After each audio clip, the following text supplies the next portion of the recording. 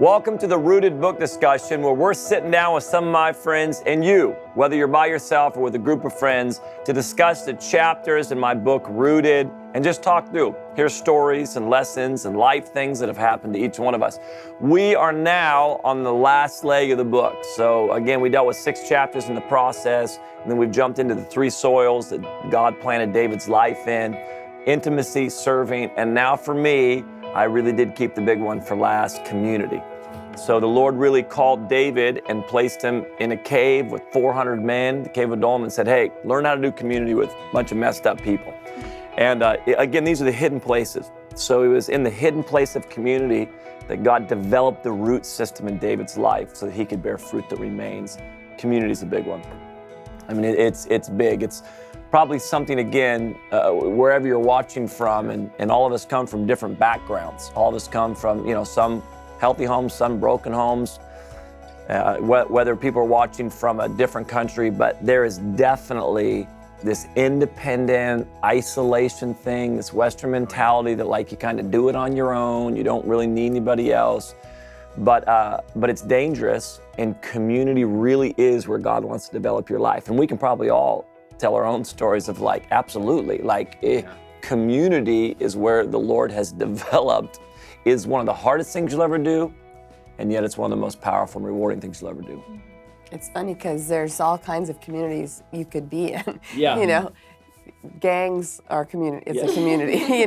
They're filling a need that people have, and so it's funny when you say community. We're really saying find a healthy. Yeah, find healthy community. Find That's a right. healthy community, Yes. and that was a new concept for me when I got saved, because I grew up in a big family. We were very demonstrative, and I have lots of brothers. I was called the scrapper, so I do community like this, and then you come into, I come hard. I come out watch swinging, out. and then you get into a community that doesn't work like that. You're learning, and I remember getting saved and just watching people talk and love each other and deal with conflict. I'm like an alien. I felt like an alien. Yes. And I know that community is good for lots of reasons, not just to correct you. Yeah, absolutely. Yeah.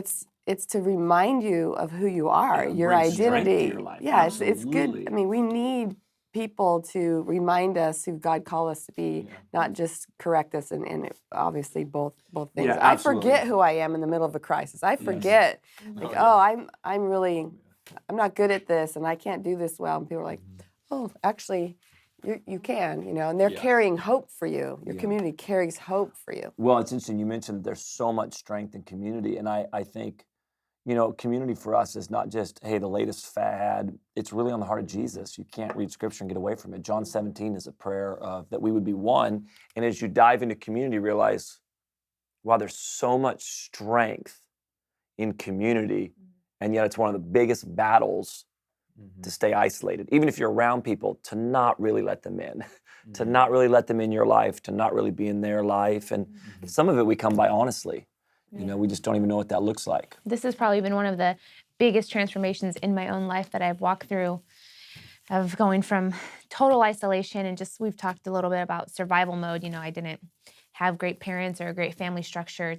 And so I just by default thought how I'm going to survive and get by is to make it on my own.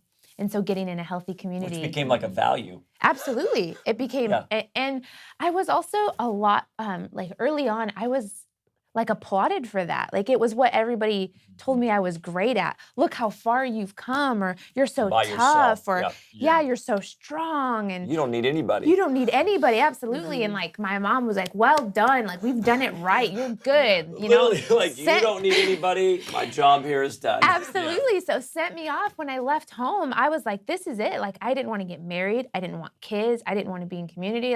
I literally thought of my life. I would think, I'm going to get an apartment in New York by myself. I love that she's admitting all this. I'm going to work. I'm going to be in charge somewhere and be the one person on my team. It's going to be me.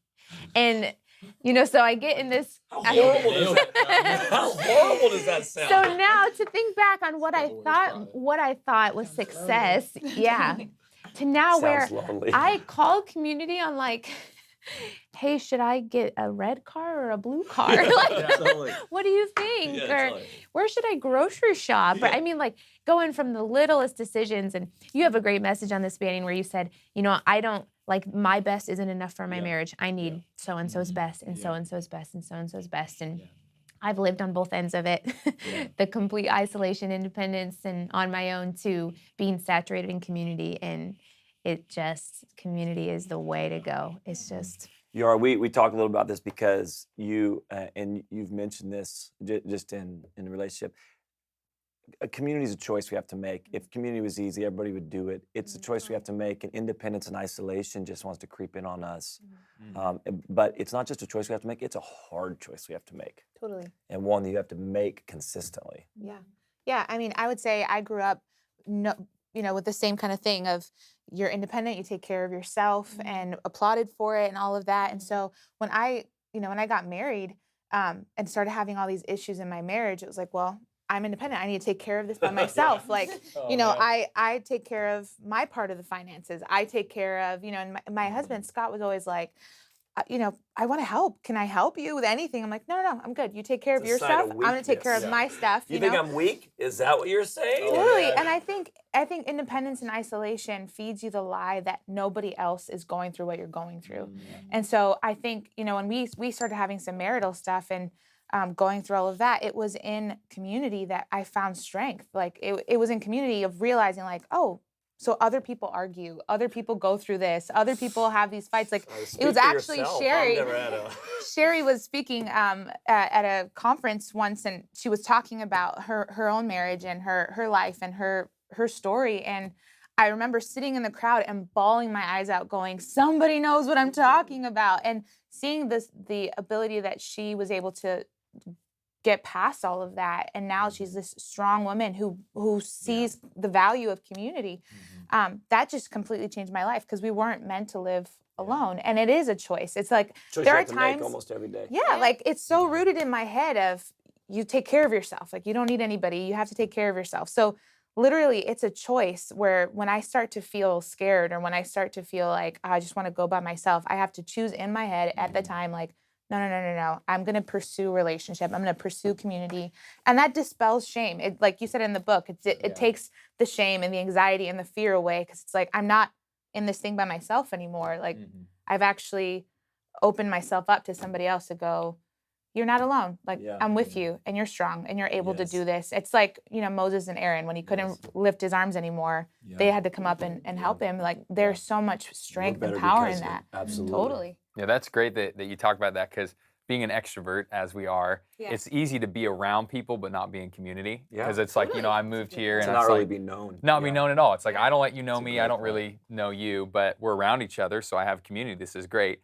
And when you actually, like as soon as somebody starts to get too close, they'll be like, all right, I need to go talk to somebody else. Go to another part of the room and mingle with somebody else. Danger. Yeah, danger. You know me now. Oh no, you're going to see all this stuff. And you talk about submitting yourselves to others is how we fully receive God's grace. And part of submitting is allowing them to see you. And if I don't allow myself to be seen, am I really in community or am I still independent? I'm still isolated, but I'm in a room full of people. Yeah. No, I love it. That's great. Any idea we have, any struggle, all of it needs to be worked out in the soil of a relationship. Yeah, agreed. Because I could have the greatest idea on the planet and think I'm going to invent something or whatever, and then I actually talk to you and go, you forgot to see it from this view. Different angles here. Yeah, so we need each other, and it's What? obvious. You don't understand me.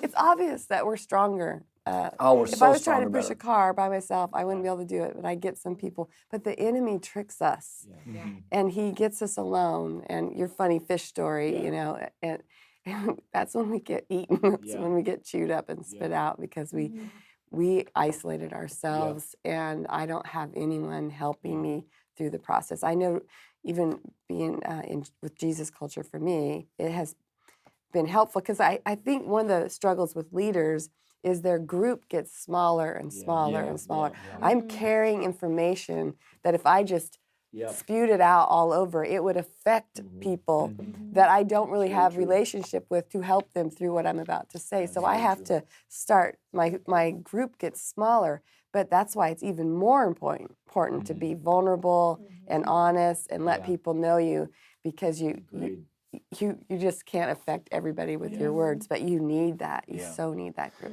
You mentioned something that we're actually, of course, we're stronger together. Like, it just makes sense. It's obvious. Like, if there's 2 or 3 of us. And what I found is, I found that to be absolutely true.